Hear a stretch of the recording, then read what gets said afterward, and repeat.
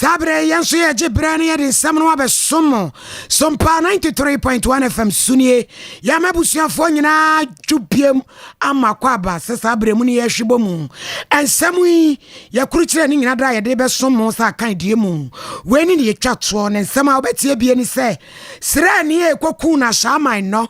Enemra se bedwafie mu awura no bi akwabusia fo. And a National Union of Ghana Students etwenity aka ne se nuksum penim for the krata. Akwa damra se bedwafo ne se aban ene omu di kotoma menhwe to agudie bia wombesre mra se bedwafo ne se Jim Jenny womfo mo hunyim kakrama wunum. Ara usama free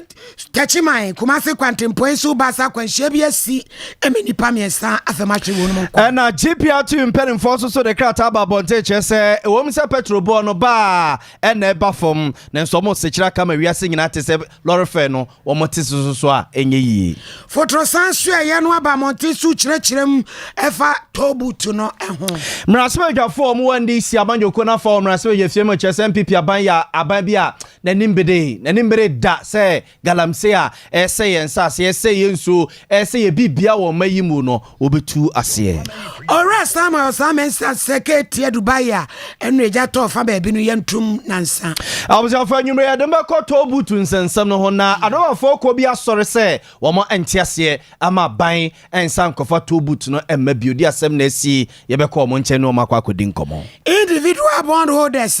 yeso musika no ye frase ya ye tua de ma wo no. Abusafo weni afofro pin ya kekese ne se kase abia wo bia na nyumre ye ba ne dia ba besomo madwenche no mu nsosu ya mo mfa mekai ho abra wo kan wo ye social media platform so ahodo ni nyina so uko Facebook wa aha Sompa 93.1 FM Sompa 93.1 FM u Facebook and a YouTube ya Sompa TV Ghana wadwenkyere and nsusu ode toto wo no mayiguso a ye bekase no mamu no ye bekenkan ede amamom medin ede yabo amalibia boga nyumre mene wahini ni kase bono ye frase srani moro sharifu ya ekokokum na shama ya mo mai ebo nyenye meni asrafo nsu kosi birimrante e wokro no mu no se ye kase bamba so ye no committee ye wo mra chebedwafie mu enne wonom akwabusuafo no wo papa Dominic niti wo kan wo bi ya wonom ekoye na wo mkwa shaman eye nsonko e wona akodai wo maame ene na abusuafo wa enipa firi mra chebedwafie mu kwa no wo ye enson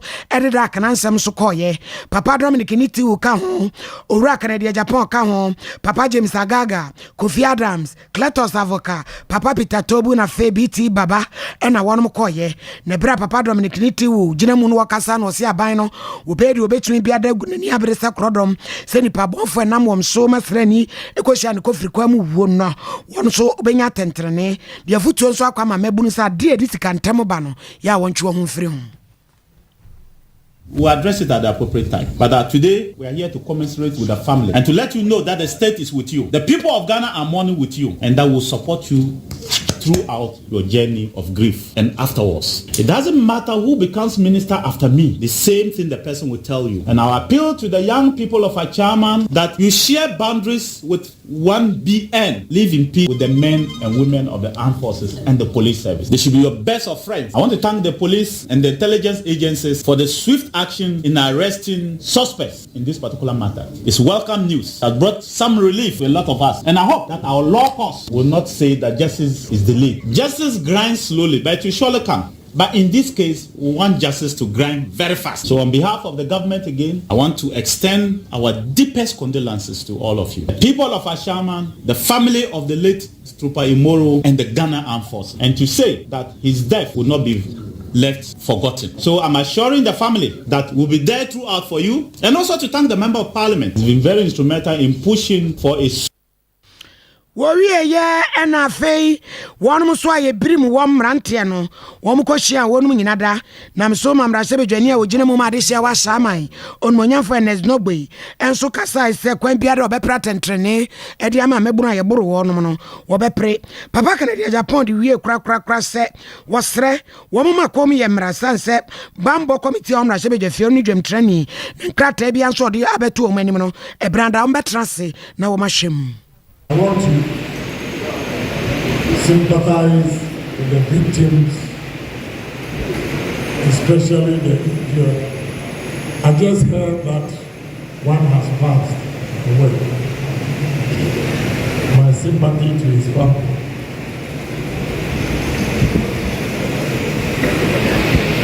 to the one that has passed on, and I sympathize with the victims. I've heard what the lawyer has said. Indeed, it's an unfortunate incident that we need to address these issues thoroughly.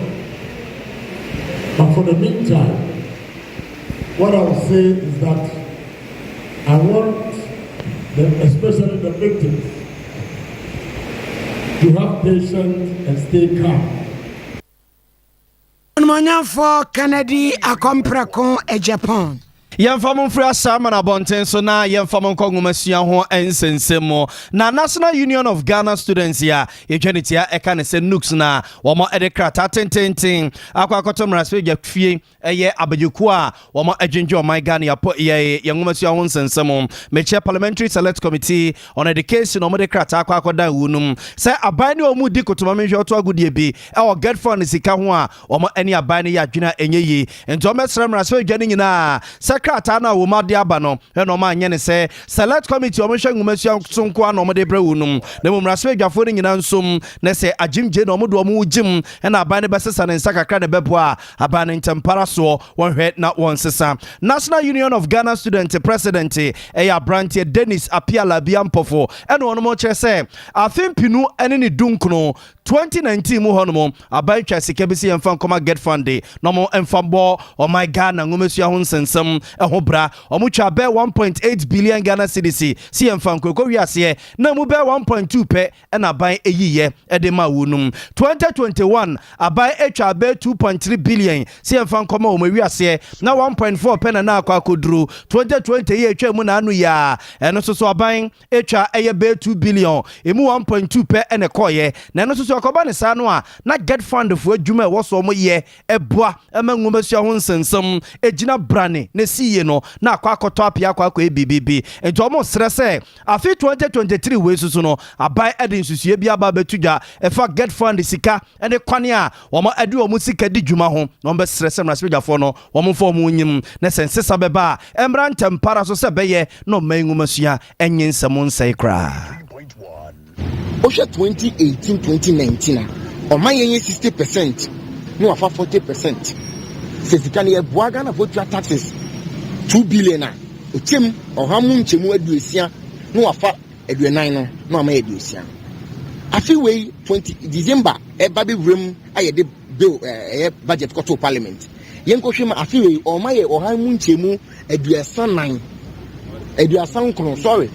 39%. No, not for 61%. Nyanko pompo ji 10%. Asafo radi title you pay 10%. Inti se yen Ghana for kakabo me tue skasi e fambo school for bra. You don't take 61% and give us 39%. Yeni obi eni asem. The eke nyina se Ghana dachi jina ngoma sua so. Ghana dachi se be ko nenime nko nenime je ngoma sua so. Inti yesre Ghana ban. Yesre finance minister. Ministry of Education bre get from ebre school down here abandoned projects are because get from sikano enko student loans and go for complaining omunye sikantia eye free SHS adawro man go for bebre ko tertiary they didn't know guarantee aban abade abaye bo aban kro na abaso no ni e ka kira aban kro na say abaso bo na e de ma ye ji ade fi se sikana ese say de bo ho bra no enye den emba if you Ghana school for atwa wa nyina ya sem ye ba ko pe get from sikano maninko ho eno ne yato ni din on cap get fund yes parliament when you are parliamentarians ni hu bio they are complicit and so won ka ho bi the court for because aiding and abetting no ka ho pa ye ka no kwene nchrom the enti o mo ka ho ne say finance minister in free pay no de ye de o ye and so in free pay no de second where National Union of Ghana Students Penimpa Dennis Apiala B Ampofo ena yete ninkano na omodo omkrata akoma mraswe dwani wieye ena mraswe dwani o mraswe je fima desia o mo fanti akwa no for baton pesua so honorable kwabna asiama mankwa papai Parliamentary Select Committee a ehwe my Ghana ngomasua so no wona ye chairman dan wo jinkrata no ehwe mo bose ne also mo ye bia MSK Sefata Get Fund no wo mo nsaka na bua ngomasua no Informed us and we told you we'll be there for you and we'll reflect your grievance and make sure that it is delivered to the right place and right actions taken to make sure that the GET fund is uncapped, if from nowhere, from Parliament. And we know if it comes from here, it will be effective. The way and manner you even came has humbled me. It depicts your status is not by chance, and that you are here to use the law to act. If it were not in some years back, you have made it possible today. We are grateful. GET Fund is the only dedicated fund that has been earmarked for the development of education in our country, capping it to the extent of giving it about 17.5% in recent acts. I think it's not the right thing. Education is expensive, very, very expensive. But if you try vices and ignorance of the youth, in later years it will cost you harmfully and more than if you had used the money to educate your youth. We will do everything possible within our means to make sure that GET Fund and earmarked fund like GET Fund is used for the education of our country and the youth of our future. We have to give you a vista of hope and inspiration. Abusia wa yan pepe mrasebe dwani o mrasebe je fiema de so mo fanti akwa no for baton peso ya so ono abo kwabena sia mama nkwa na yete ne nka nanu akiri na NDC mrasebe dwani ono so mrasebe je fiema de sia wo mo akache no for baton peso ya so e de bi esoso se committee no ne wo so mo ye bia e de boa nkwada no e de boa GET Fund sika sam ne ade no ne nyina soso no wo mo ebe ne dodo. I want to add that we are happy with your presentation. We want to assure you that the committee will take all steps that are needed or necessary to make sure that GET Fund is decapped. I can inform you that Chairman and myself and the committee, we have already taken the step. On the 29th of November last year, we presented a bill which we call a private members bill to decap GET Fund. It is now before the finance committee. We are putting pressure on them to look at it and make recommendations to the House. I am sure your presence here will give indication to the Finance Committee that we need to do something about it as quickly as possible. And when that is done, be assured that this committee will be there for you as we have been all times. And to a National Union of Ghana Students, a Trinity, I can say Nux or Monkrata or more Edekodam Raswiga phone, yet some Raswiga phone so a somo so masum, no moon so internet no motoso, on betu one among Sebeye, Nabibi Papa Bibi Frimu Abba. Arousame free touch my Kumasin Quantum Pono so, ever sa when Chachriphobia see, many pebia will be so prepri, Munya Papa, Kia Rano, any draft we be, and a decoquayam so. Now, which say, Enra, Branabo, no numa pound simano eduno, Kuntrusua, na Quensiano, esi yada for no natural say, no coba no paye, Nakia Rano nisu a suj a jena free touchman, Ebe Kumase, and Nidikobo moon, Namtiti the Von Penny Fone, or Madrum Judgment Kono, Emun Penphobico Drua, one more bray ye, and sana one may work to me you on Africano. Now, I am at your quartering, Ecodin come I ain't seen way. Must be doing the Babasinapo, and Unical Treatment, Babasinapo, Martin. We don't blast it about who's through. Open one about what's up. Tina, a pana, by. Yeah, run no half paper. Who's out of the looking at the election real one. And we will so learn the one who are, and we so make we are the one to the Muslim. Your parliament, MPP parliament, who said, Ghana, a blasted tie. We trade on a blasted tie too. The ever never was Jenny Khan, not Jenny swallowed from Tichman to Massey. Now, the governor immediately now, he said, Pro to Nation. Your crew has an accident this year. You say, move. Tina said, Australian lad, after from the bedroom now, as a share Jenny Khan. 5 days mean never pay. Bus, any traders here, bus move by, and I do 1 o'clock. Man, and I'm a bojack. Nipa Okano. Nipa 82 hours. I will come. I'm in Jack in Siwa. here. Make my cousin the whole Ghana for an Babias 35 has a that could so the mine. I say cut to turn on the whole Ghana bar. The very fatal accident, dangerous accident, you know, any 30. What was the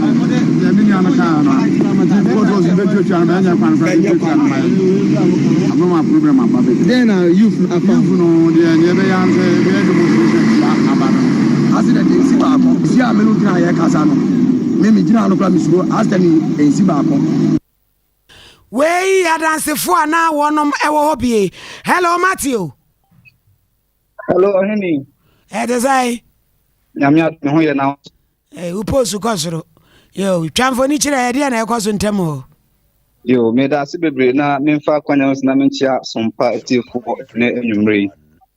Sending any moon now, Chimon, Tichman, and I feel so, Kumase Quantin points to young tea as them day. Meaning I a quencha, see, a walk. Teach Master Quantum to air river more pay now. I can share 18 Sempa. Now, that fact can say, be enough to say, not a load of drenser if Kumase,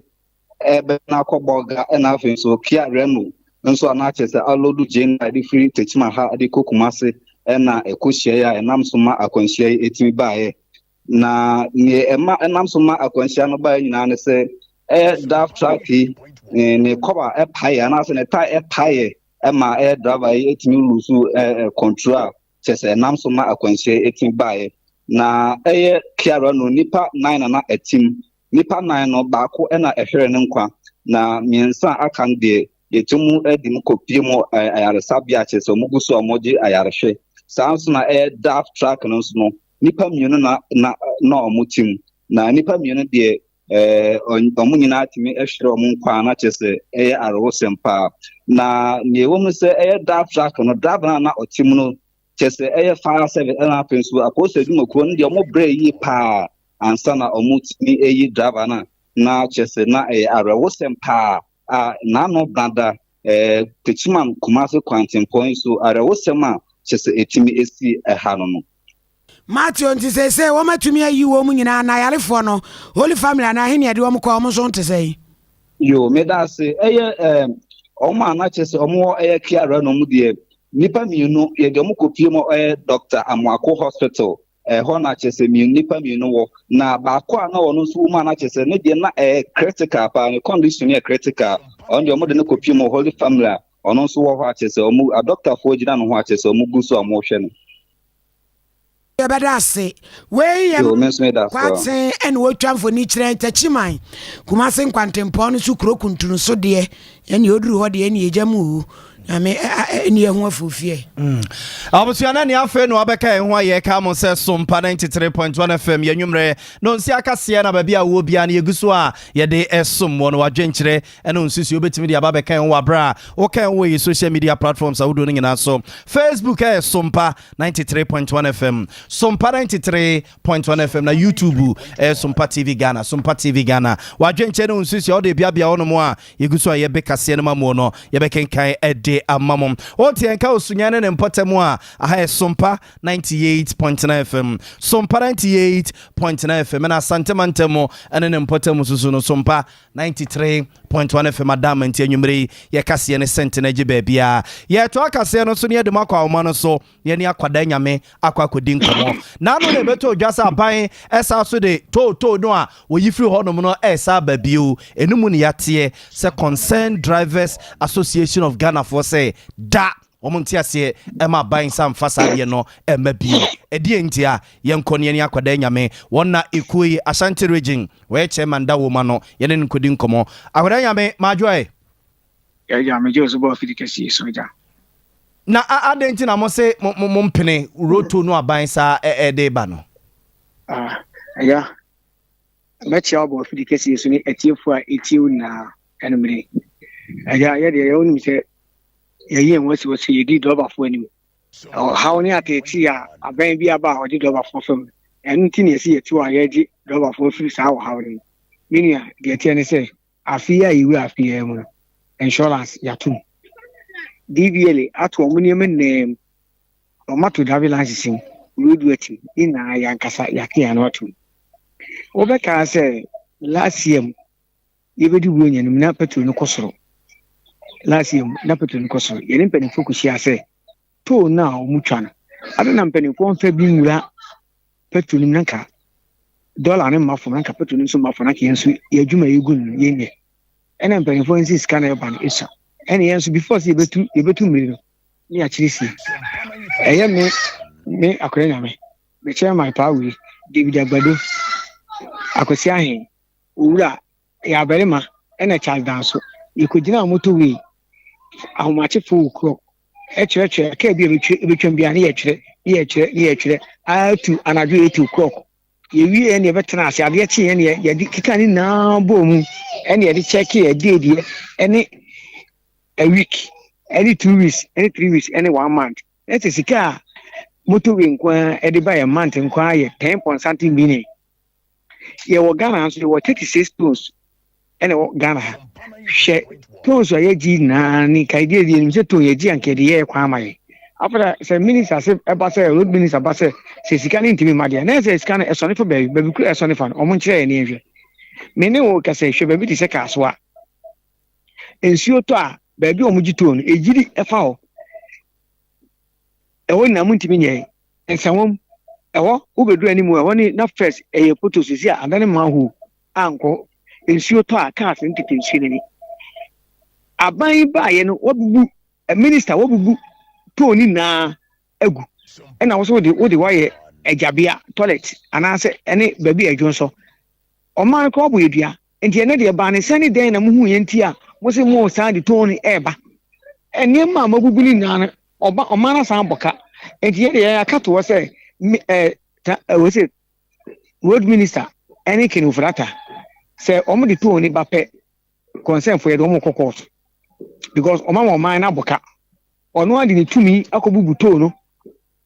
afri ho enu na chi ni wasan se wo de to ni ba enti ye de aka kire mpani for say so ma me antra se ami ehu sika no ade poti omo de be ye eni sika do esi yetimi oma ni saka ye de oma adwuma de a ye makwan se enti akoda nyames emonsem amo ken se kasoa to ehwa ye basa ahade abubu agu ni adeade baby wo honum a insuo yirinom se ne nyina aban siesie wie na so de to ne bade a mo bete ase mebo a me ba cho to no nkware wo siesie ayempre because esi etimi trase na sika ese ba no etimi ba na akwam ne enkoba se sika ne baba akogu nkofo ba kitwa miensa bi enum bi botom na omane boka eno ne yesi yentra ho ena obi a yeti ne din a eye ebufu kra ye takra ye kinoflata abura wadi do abafo wo memu ano ye ya kesi what say ye ma kinoflata ni ye tax bi biem da wo memu a say ye sika pa be ko kinoflata o de ye ntiase da because aban ya bonechi abo so ni kinoflata mfi why na just wo nyini mfi ho it just to we de e be pa na say aban ye na dwen say wo de to ni be ba ye the minister any kind of that be court ena aban na nkasa no na do akasa ye mani nya so enwu o manager akoda nyame tobo aha tobo na second of reata nya no no onyo no na mutua sika ne de ama no ameboa na se tax ne be ko ne ade ade na be ko no ho ade ade na be ko no ho tax ne se to no mo jire be ko no ho da bi onya mampani wonde oye minister o he sika sa no ne ntoto yeso sika no kra na bia Bank of Ghana na ekwa kogu na eja mampani kase koyi se bra no akwa koyi dia ba nto no de mu kosi unu se sika no se onyo no no ho na ekwa na na se ono na ye petrol ni bibia ni ene ma ekoso na o moye ene ye bre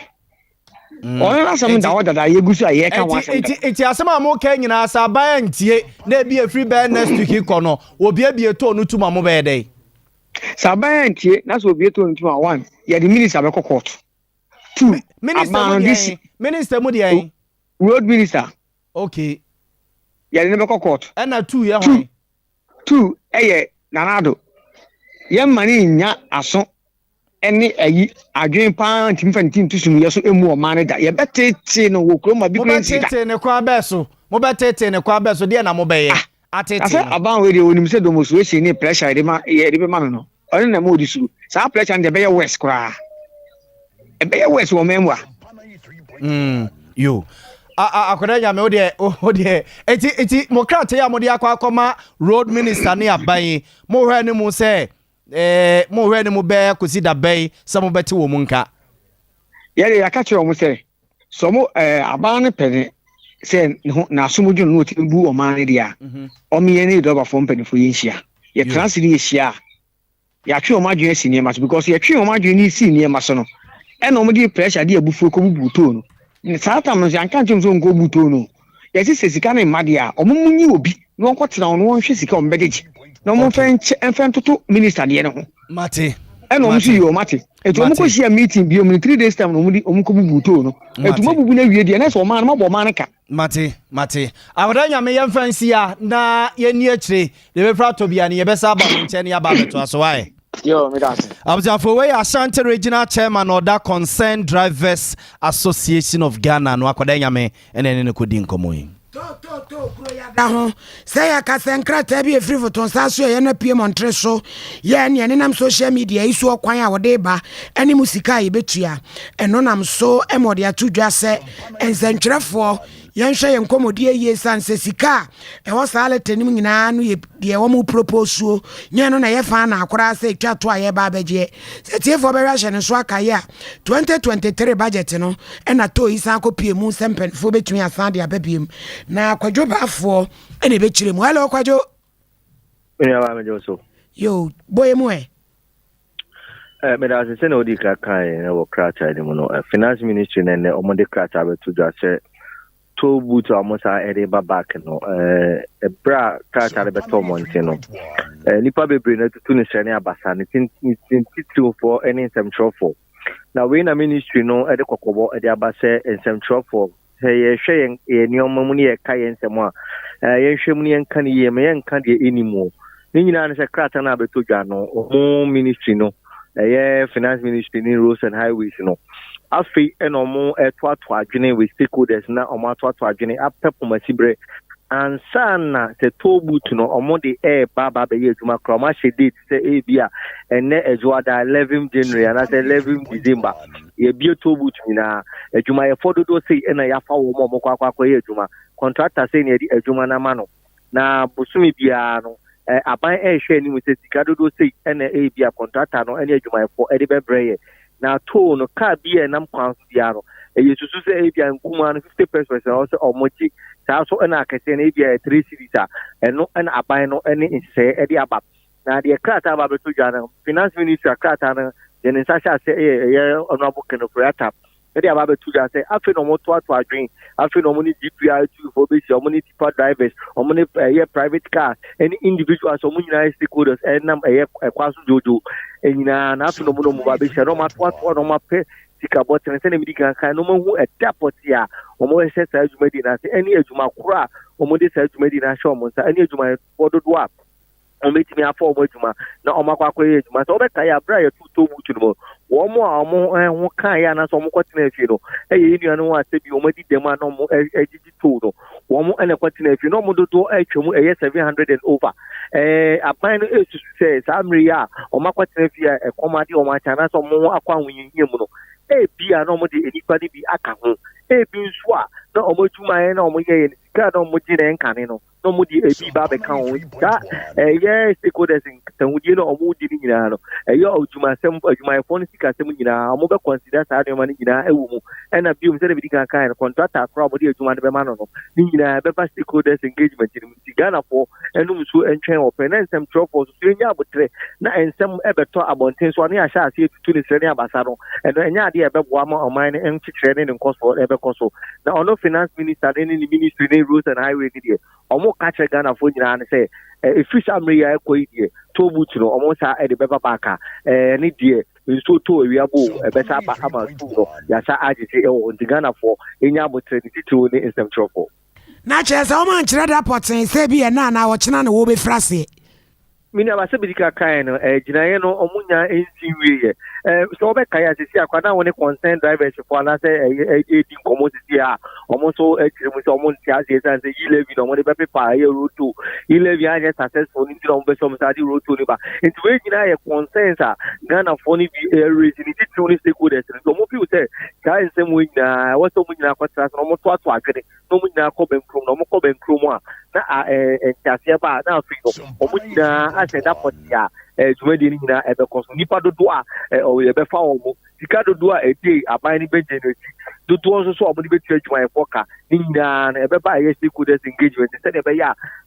mentime ho asibia enkoba die nso so no so hwa aban ni say o kan say ye ahotira aba o man ni titu na o man ni sika 70 no enu ti do mo say akwakofa sa road to no area aba enti we na akoba no accountability and transparency no aban ni pese won fa nya adwuma say ebe ya any man for be nya ni mugidie na say o mo say aban no o kan o do say eyo enu ti do mo bie mu say stakeholders engagement no mo pese won dey adwuma so mo ye via na fe dey consensus no ye adwuma na fe o mo ankasa any stakeholders no mo nyina ye ben kono ma friends em trofo che mo na so mo dey krata aba bontre no mo nyina do mo sa se krata as say that policy any ye se adwuma di na sin no ko fa kwan so a rate say ne be mo 2 years nkani na wo na kwan so na wo na be bia 2 wo dia na wa pe 1 year na 3 years na 50% na dia to come say ne be ya wo 2 no mo ji wa enkoye wa de foforo e ti da be na kita wo di ne ti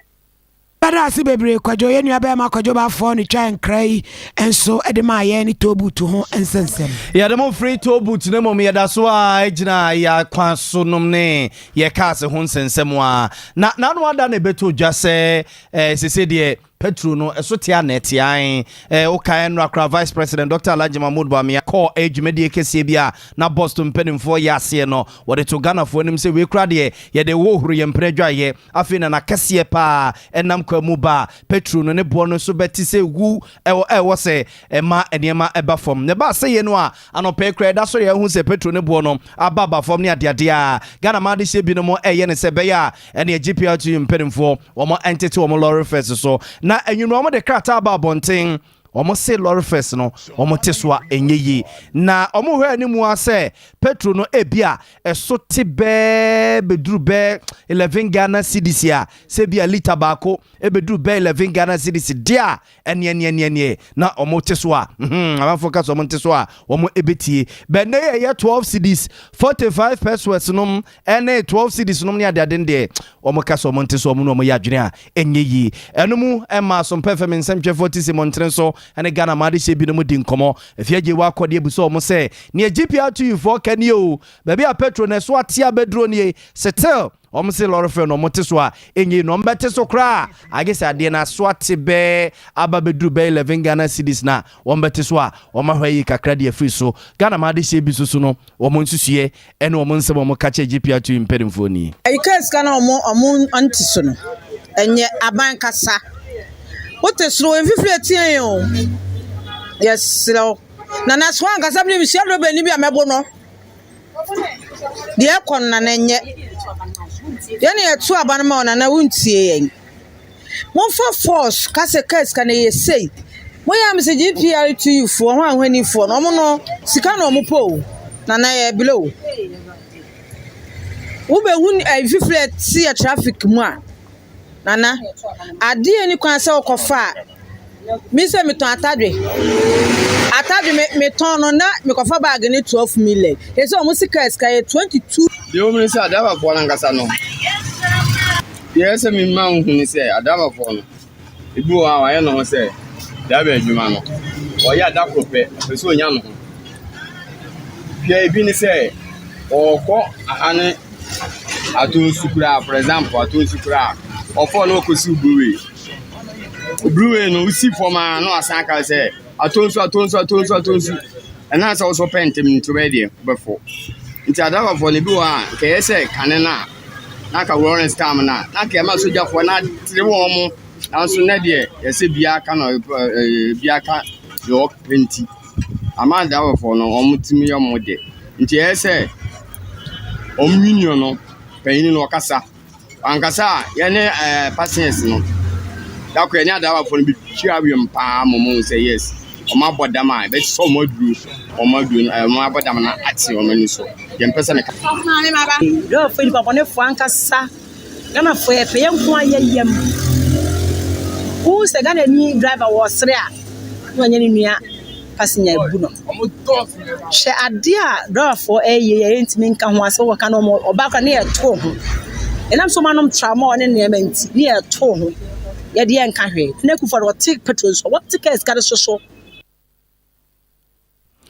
I was going to weigh a Ghana ma this year been among some of the tools some perform in some for anima and no. Laura first a GPR2 for almost a month so M4 and the petrol diesel bois a swatia. Almost just on better so cry it drew bay 11. Number her say better so no matter so. Asante mantem so for ye Simon or Semensa ashe secretary Dubai Fembi Enreja to muninti yentumu nansa kwapem se wombeye mu ehwehwemu de kofa gya no so ba ye ene ye japade ya aseye wo de asemi to nsentwofo ani wo bra wo komprobo enso ewo edwanum enra wo bra na abono na pemu ena ketie Dubai Fembi e frɛ no airfly egya to mu asenkanye dum jadwuma e fon ne tumi gina wo na so ekon din dum janu akasa bre die yenim ba bia akwakosie na wo se ogusuada ye ntoto ye na akwakohunu adekode potia edi ejanu ebai ye bae no ehu se niema ne bi one way the other no anya dwuma se ne na se dedi kan no wo ma ye ni such a way se ye wo sprinklers di issue senke se wo mu se fire ba eno abeten on automatically but you know by no and me antene on na just was nipa bi cost switching on enti eno was here di ani hwe enti e by na cc enti hu se smoke detectors ni adwuma ana anya adwuma enti committee e be ye ho adwuma ndetimi determine se e adwuma na anya adwuma fi this time o kono em fe ye fire commander kraba hamle the late one minka yina ya and apani commander Jiwan so ba and so ba say there's no time and also mo pack vehicle and now there should be any blockage in front of fire tender because emergency no ba eja no only time o twen o eje bi adoka besi wo time aye hwa ma betu ka ne nya eja no so de onya start here was starting those things ni nyina was say yehwe going forward CBC sa ade no enyina no e wo se ehun se insurance e wodwom ha no ya renew ana ya renew EPA for wo ma mo permit this year fire for mo permit this year we have to look at all those things na afi you know committee report never ban le bia decision minister no e be taking na ye we shouldn't forget say assemblies, even regional ministers or regional coordinating council, we have monitoring or supervisory role over them. The ultimate, is with Minister for Local Government, Decentralization and Rural Development. MD, no, as Abachiremi Muse, Australia, Mummi na Ejadifono, Obia may be in the shop, and Shessa Bibia say, woman, be not to open and sound, just the vessel account, Onyema, and count Onyema. On that score, I don't have any problem. Beniso baby say be a beton nema. A copin bra, a nearman kitchen kitty or honma. The behus ya to no cream and sana ye be. Warrior ya na santimantemu dum jejuma eko pani awadano. Yes, CF01 Henry Fatal Giwa enso de na no tu mu bie se o ma hunu ba bie gya no fiase na de kodie poten a ko fe gya no ba ye de afe no no so hwehwemu ya hu baby a gya ni start free ye wa akase be hu se we poten na ba ye na fa ni start ye nti enu na sisi a ye no say free a some of my investigators are even right now they investigating, so we'll make sure say beye na hu di important na baye na e dia tudwa and now man bibia wo ha just like but the challenge that we had was the horses no I don't know calling it's not compatible with ours and say who fight who use so much no who fight ko enim na per se na esia say who extend who couple another one, but because here the no is not compatible with this no yet me couple na eno there ya catch your mother dada and eno crack can be Now to now, you renew their certificates. The extent of damage, so far we counted about 33 shops. 33. ACFO Henry Fatagiwa wono na edum jejuma eko sempremu a odi animu e wasante mantem. Yenkwa omano so na ye ne enua kwam redu enkodi nkomo ne enkobusa se kejetia ekira semte se ewietete se management amakwan se obi bia o shop wo kejetia ho se eja kan shop no se anka no ebi kwa fire service for no nsu a no mode koja no ebi akwa kogu niema no so akwa akose no bi amra no mehwe ne niema no mutu dwane mu 3 days efri ne edi kosi ada na dwada wo mabie na ma no ko ho na tese ni kwa ma joy ya jawo ko Libya na one ma no ra adwam no adwane mu no tesai wo mo niema sei wo mo prapro mo store mu wo mo sisa bidi akọ tesai Libya na fa ba bi no awra ho isanse sa wo hwe eje to ho no ma wusie mpodia ne de no eje na nhyeda mamu no Libya de ba ko awra ho ni se ne wusie so obi ton lace anase ntumatam bia se eye anase ntumatam bia se eye mono ne ade a uhwe lace ahodo anase ntuma ahodo a anase de eje ne franam so no ma wusie kumu se de ohini ni etaka no wusie kumu agi ho nyina ne ntino obi wo ba behwe no bebie ne da no na ade ba ko na ewo mu nso ne se enipa ne bi ho no ma bra eja no agi bom saa no dodo na edwane eja won store ahodo ho enti kama ise na dodo na biebie esan se saa bre ne de na enye time ana o mapon amode kofie be no na ne mu na tese dodo na wodwom ho no edi nti ba saa no dodo na edwane ja wo mu store esan se o mo pre wo mu nkomo mu chien se obetra ho amase do bewu nti no enne ye ma kwan ya ebie e ma amanfo behwe no Libya awra ho se behwe obi se de medical kan ni lazy a oton eni na ye se kumu wisie nko a ana fi ntuma hodo na nuama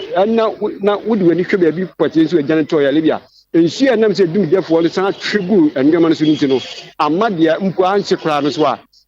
na ni na no so afotanchem a ebi ho no ma na afrofro na tie ne adade a wodi ye hwe bi anyeye so wo se dia wo atu nuama na gu abonti no a Libya na te se ekapa na aba beto edwadifo a omo so ye ni birimu di nkomo mo kan se be nansen ne na omo ko Togo empo bi wo kwa do nam kwan so a wo be ya no wote se gena tomu enam so man sa abre no omo nyina be wura mo stom won ne na te se akoya awre ho sem ade ama omo pa ho nti se dia esikoye no na te se obi a be hwe a osan da na ni no kofie na Libya ye ni birimu di nkomo ma ye nkoti se dia omo so ede omo nsem ede tu gabra omo be hwe ibi ekwan ma omo be hwe mo na mo we no nansa na anase duada na regional minister asese amanfo enkonko bie omo edan tin mi be abambofo nkasa ewo ho no nyina omo hwe se da benya obi ntumi yeden enkonko wura mu enkonko bo bia bi okay na je kwa me to omo to adwanim for 3 days no ye dia police fo aba begu ono mu a ombe hwe dwa no so a enko ese bia nipa bonfo bi be fa kira ba betie sim abehwe wi ane mamboa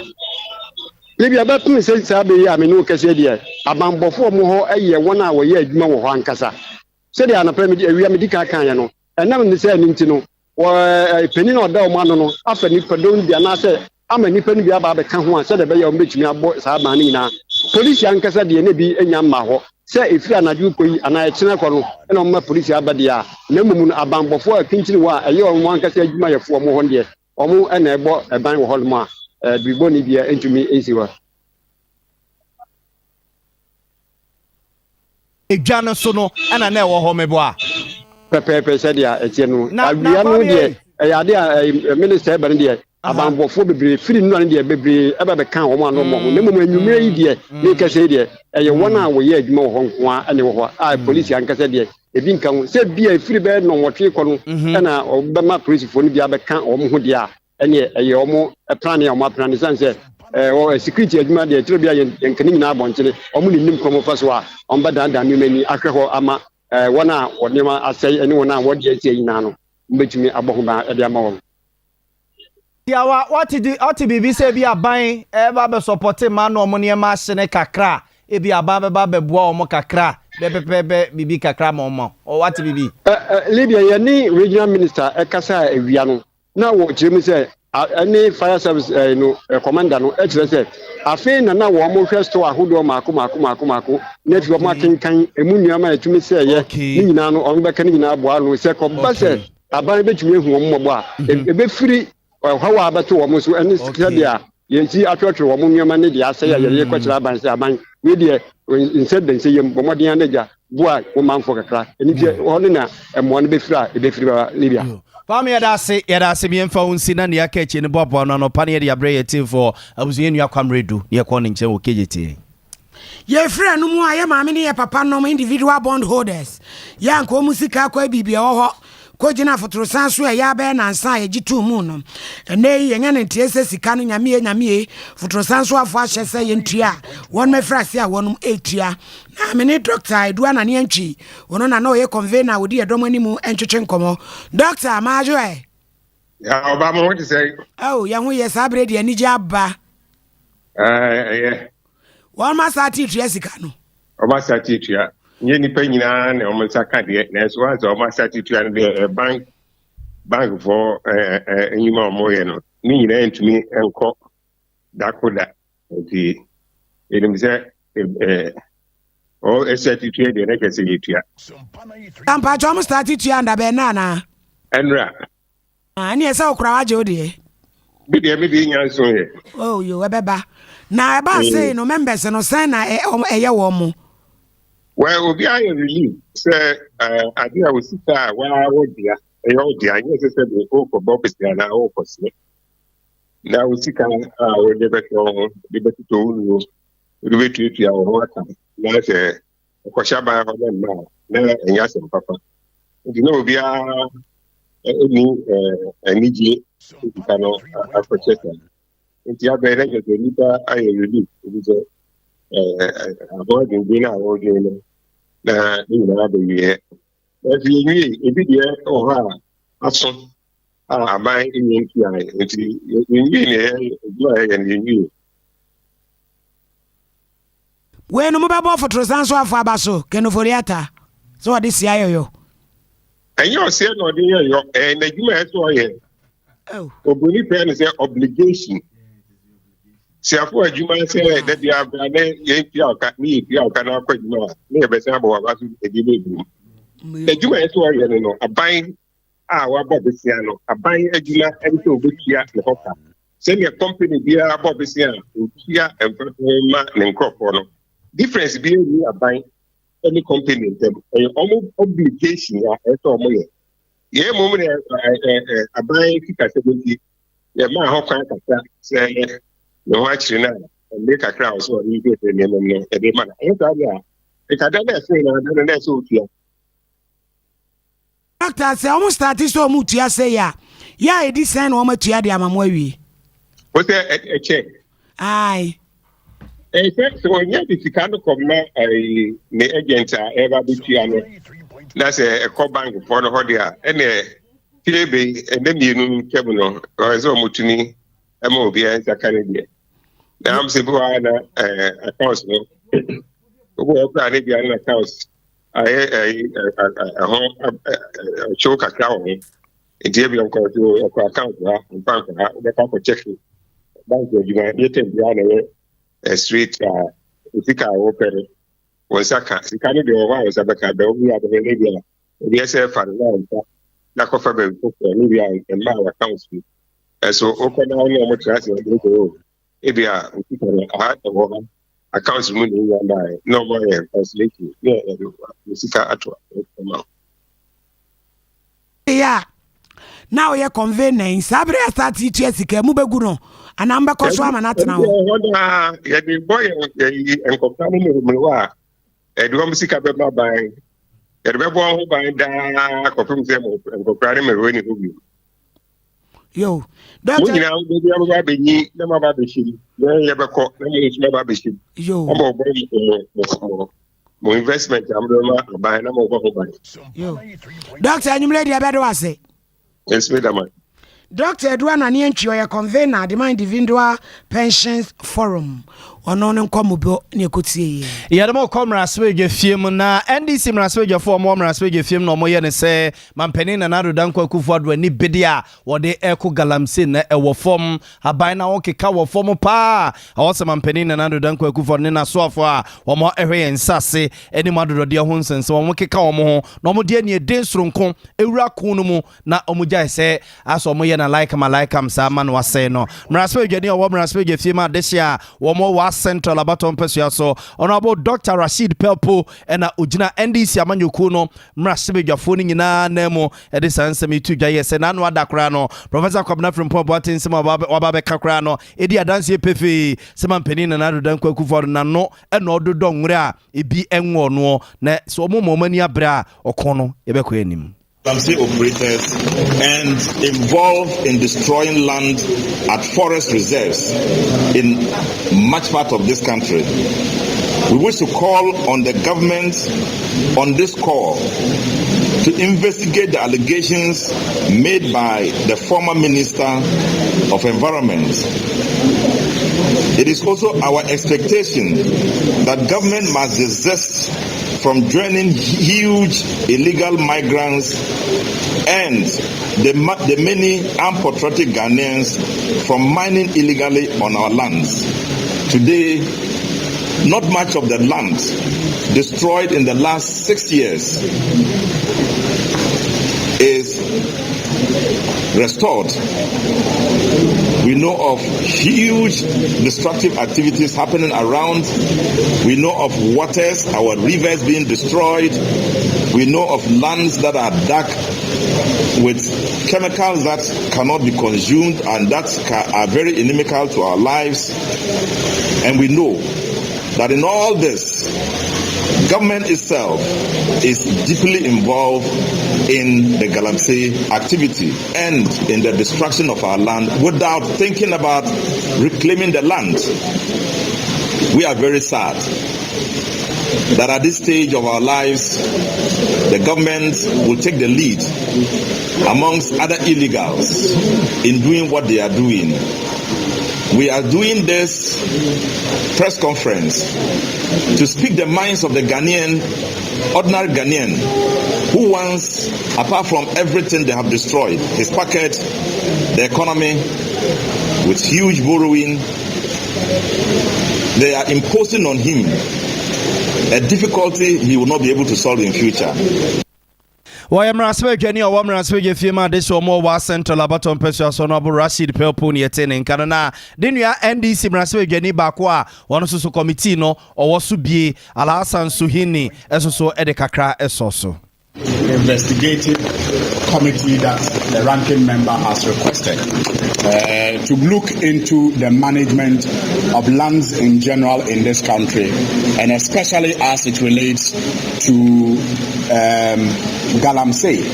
And this has become especially important because a former minister himself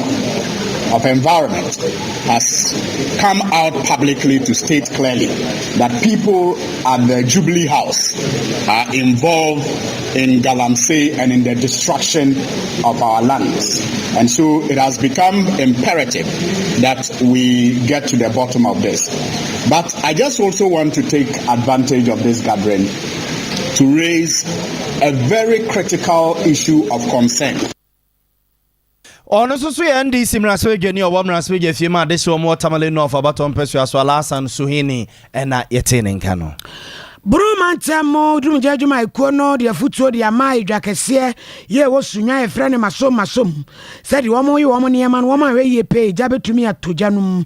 enu nti wo mo ye papa ni nyina ye nanu kejeti ade ya etro mu enese je ene wo mo su sensuo de esi wo no de ho na bruma ntamo kasama afa be de akire ya obo adwuma de ma dum jejuma ikoni ADO2 kwame adomako ene o se kwa saade ene japade ene ne me be hwere no enye sika ketwa nti maso market no o munya hweye pa Siani hade anase bo ne ahafowa ye ni pesle entry edwanum tani ba nyina no pesle ekoho ene market men no ekodi enkomo na bera system awe ho eya just such a good no so no enua why sawo nkyɛnse awo a nkyɛnse awo ɛkwan kura yɛ bɛfa so atrenkyɛm si a yɛ bɛfa so awuram bɛda yɛ asɛm kɛseɛ wobɛgyina de sɛ fibara mmienu kora ntumi ɛmmɔ nhyiamu ɛwɔ hɔ ɛkwan ne nyinaa yɛagye ne nyinaa abɔ so yɛwɔ kwan bɛɛ baako mmienu mmiɛnsa anka ɛbɛtumi afa awuram ɛhɔ nyinaa no yɛade abɔ so wodane w'ani a zongonie wodane wo ho a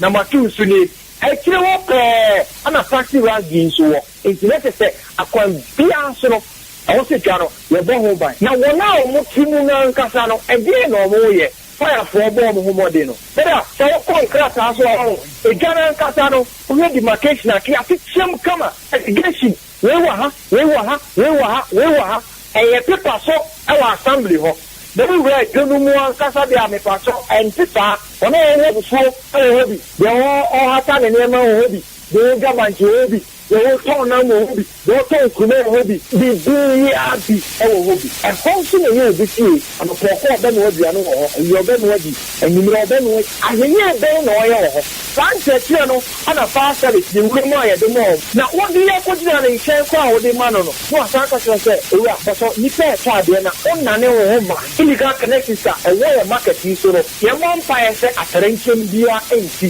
sɛde nyankopɔn kurakura yɛn no eduamono mpo ɛna ɛno a ayɛ sɛ na dua wuyɛ sɛ sunyane market na kyerɛ sɛ ne ɛne aduamono mponi o na ne adua wuyɛ nti masom dwa a ɛwɔ sunwan ɛna dum dwa adwumayɛfoɔ de kɔkɔbɔ ɛbɔ wɔnom sɛ deɛ ɔma yɛ ne dwom wɔ no sɛ gyatom sɛ guguro di a ɛne agyerɛ wɔ soro bam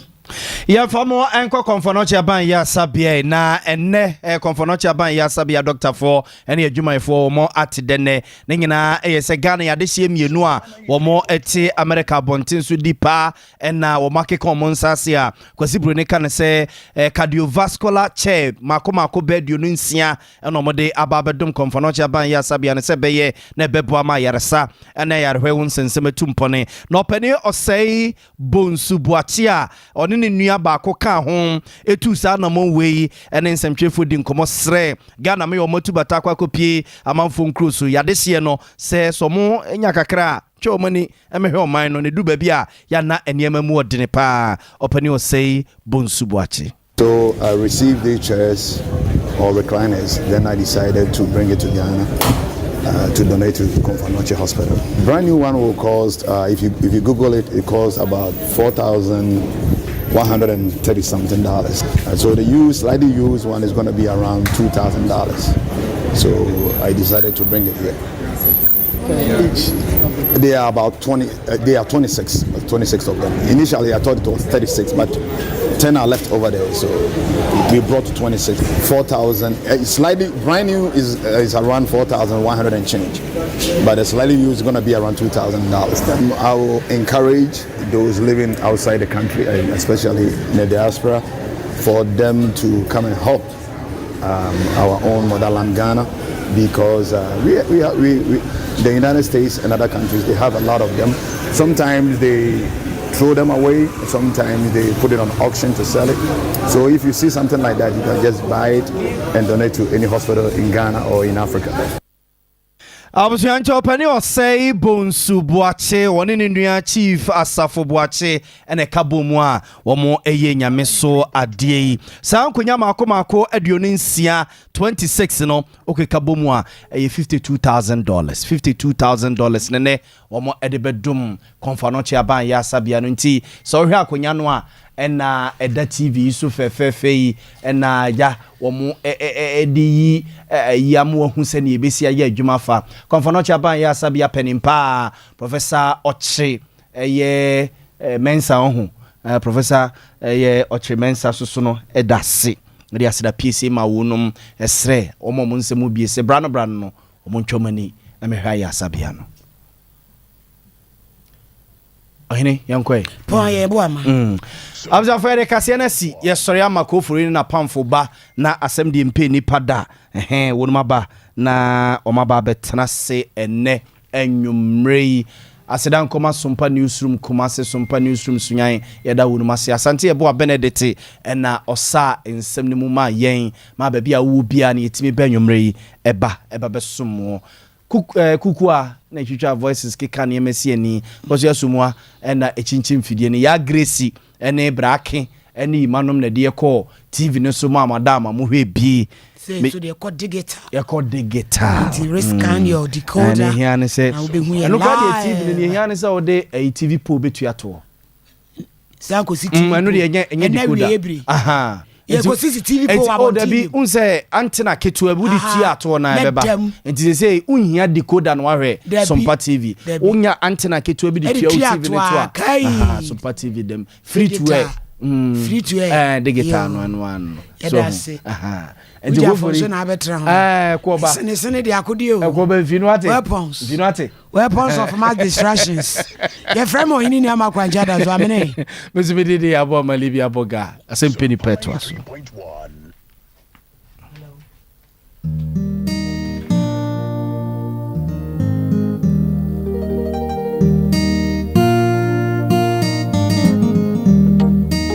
Onitimbi